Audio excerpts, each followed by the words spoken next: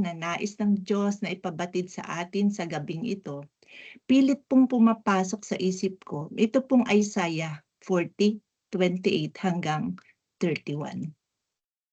Kaya ito po yung sama-sama nating pagbulay-bulayan kasi dito po sa mga talata nakapaloob po dito yung pong napakagandang larawan na pinakita po ni Isaiah, yung pong isang agila na pumapailan lang dun po sa himpapawid.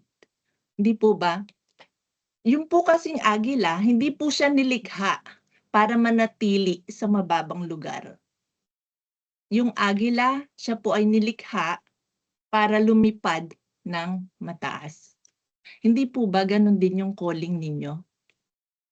Kayo po bilang mga educators, mga school leaders, ganito po yung binigay sa inyo ng Diyos, ganito kayo tinawag. Napakataas nung calling nyo. Hindi lang po kayo nangangasiwa nung mga programa ng school o pumipirma ng mga dokumento, hindi po ba? Kayo po ay tagahubog ng mga bata. Hinuhubog niyo yung kanilang mga kinabukasan, yung kanilang tinutupad niyo yung kanilang mga pangarap. Kaya napakataas po ng calling sa inyo. Sa pamamagitan po ng inyong pamumuno, hindi lang yung paaralan yung binubuo niyo, kung hindi yung nga pong kinabukasan ng mga kabataan natin, ng mga susunod na henerasyon. At dahil napakataas po ng calling, napakataas po ng pinagkatiwala sa inyo ng Diyos, siyempre ano po'y kaakibat nito? Yung pong mataas na responsibilidad. Mataas din po yung demands ng leadership. 'Di ba kaya nga po, meron kayong mga meetings, meron po kayong mga reports na kailangan tapusin.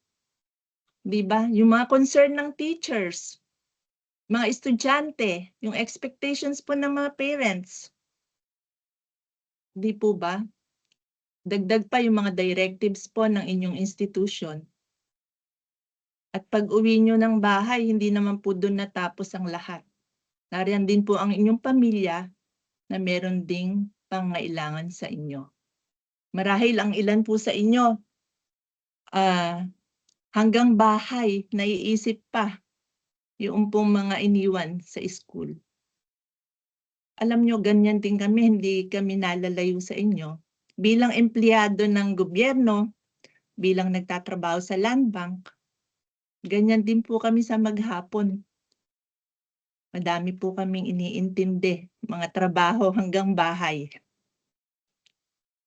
At siguro po, nasasabi natin na para tayong yung ibon, yung alam niyo yung karaniwang ibon, na wala siyang tigil sa pagkampay ng kanyang pakpak, gamit yung kanyang sariling lakas. Pilit niyang iniaangat yung kanyang sarili na gamit lang niya yung sarili niyang lakas. Pero yung mensahe po ng Diyos dito sa Isaiah 40, meron po itong ibang paanyaya. Inaanyayahan po tayo na matuto tayong lumipad na parang agila. Yung agila, hindi siya lumilipad gamit yung sarili niyang lakas. Siya ay lumilipad sa pamamagitan ng hangin. Umaasa siya sa hangin. So ganun din tayo sa pamamagitan ng pag-asa, sa pamamagitan ng pagtitiwala sa Diyos. Kaya ito po yung sama-sama nating pagnilay-nilayan, ito pong pangako ng Diyos na nakapaloob sa Isaiah 40:28 hanggang 31. Leading with renewed strength, wisdom, and hope. Mula po dun sa talata na binasa kanina, meron pong 5 katotohanan na nakapaloob po dito. Ang una, yung pagod, bahagi po ito ng pagiging leader. Ang pagod, bahagi ito ng pamumuno. Sabi po sa verse 30, kahit ang mga kabataan ay napapagod, nanlulupaypay at nabubuwal. So tapat po ang salita ng Diyos. Hindi niya itinatanggi yung pong reality ng pagkapagod. Hindi po sinabi ng Diyos na lahat ng maglilingkod sa Kanya, na lahat ng susunod sa Kanya ay hindi mapapagod. Sa halip, kinikilala po niya yung katotohanan na yung tao merong hangganan. Napapagod siya. So kayo po bilang mga leader, minsan iniisip nyo, kailangan maging matatag kayo sa lahat ng oras. Kailangan lagi kayong may sagot. Kailangan laging ipakita na kaya ninyo lahat. Pero sabi sa Isaiah, kahit yung pinakamalakas na tao, napapagod din. Ang binanggit dito yung pong kabataan. Ang kabataan, larawan po siya ng lakas. Sabi napapagod din. So gaano pa kaya yung pong mga tao na araw-araw nagbibigay ng kanilang oras, nagbibigay ng kanilang isip, nagbibigay ng kanilang puso sa pamumuno. Pansinin natin, hindi lang po sinabi ni Isaiah na mapapagod. Ang sabi niya, mapapagod at manghihina. Meron pong progression. Una, pagod.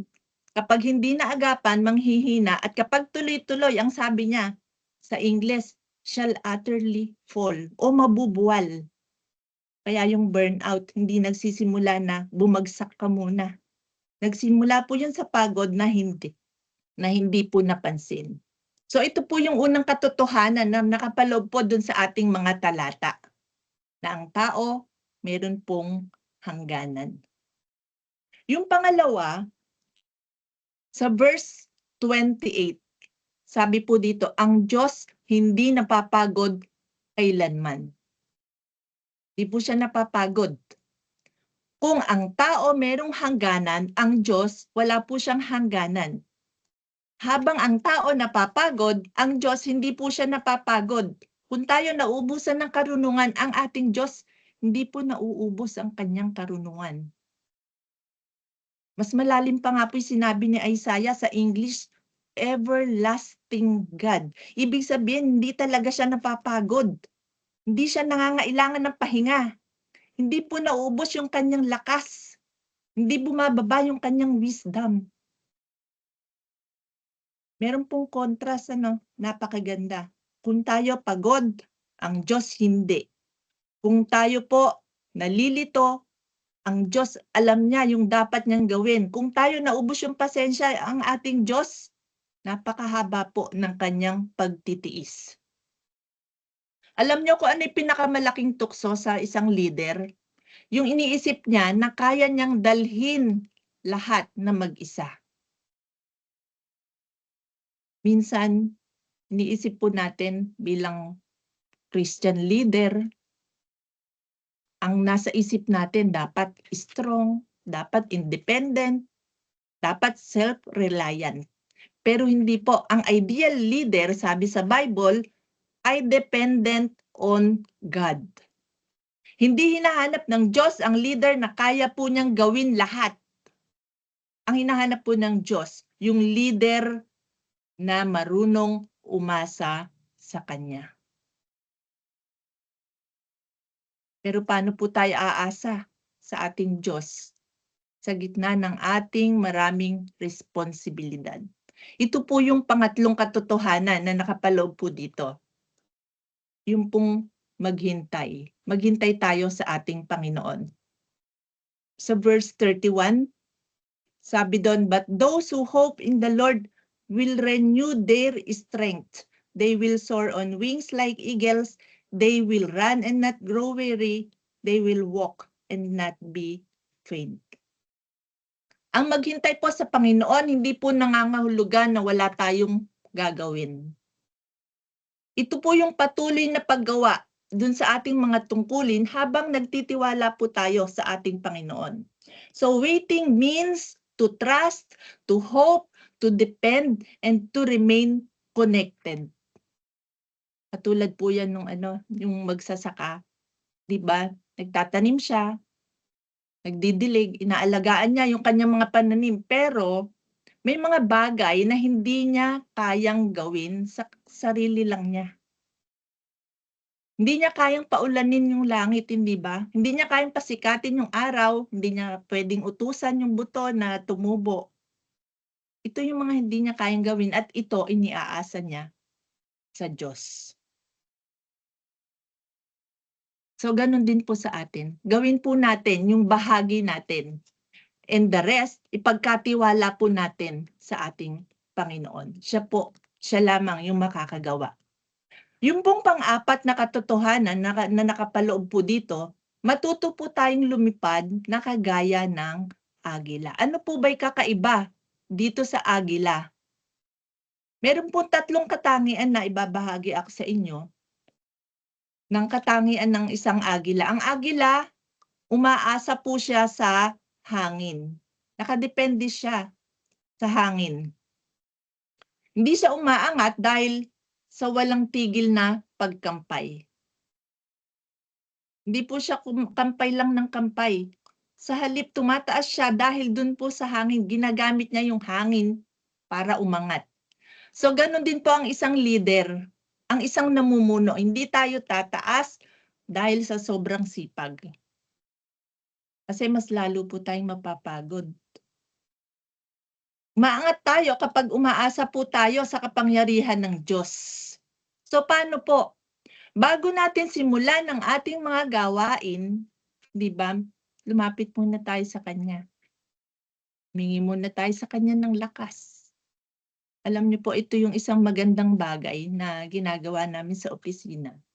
Na bago mag 8:30, sama-sama po kaming nananalangin, humihingi ng gabay, humihingi ng karunungan, humihingi ng lakas sa ating Panginoon.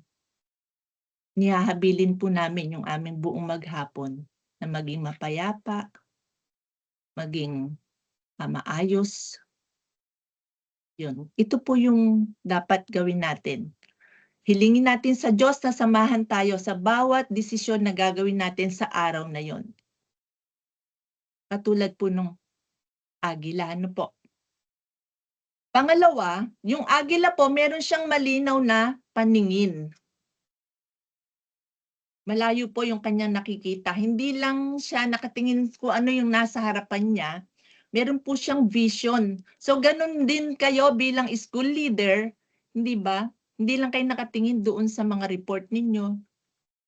Kung hindi, nakatingin kayo doon sa mga bata na hinuhubog nyo. Hindi lang kayo nakatingin doon sa mga problema. Sa halip tinitingnan nyo kung ano yung layunin ng Diyos para sa paaralan. So humingi po tayo ng spiritual vision. At pangatlo, yung agila, lumilipad po siya sa itaas ng bagyo. Pansinin natin kapag may bagyo, yung pong mga karaniwang ibon nasaan, nagtatago sila. Di ba pagka may mga bagyo, yung mga ibon, mga karaniwang ibon, nandyan sa mga kisame.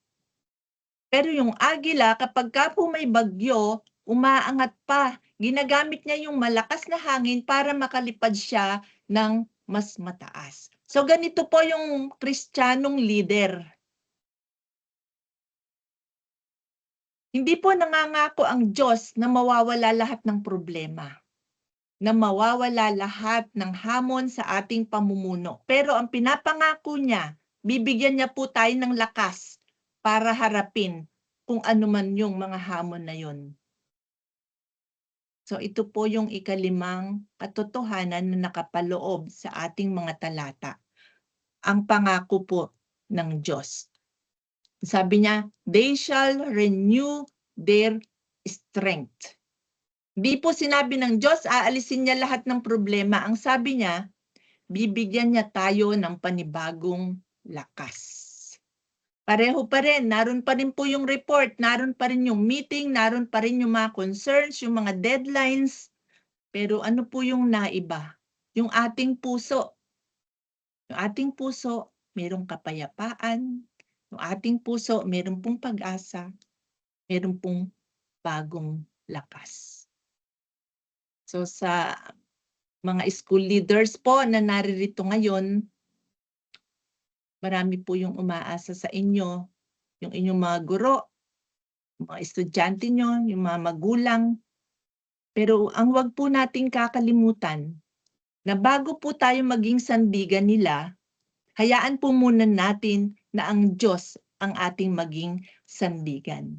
Kaya sa bawat umaga, bago tayo magbukas ng ating mga laptop, bago po tayo magbukas ng ating computer, bago natin basahin yung mga memo, o kaya bago tayo humarap sa mga tao, una po nating gawin, lumapit po tayo sa ating Panginoon. Doon po magsisimula yung tunay na lakas.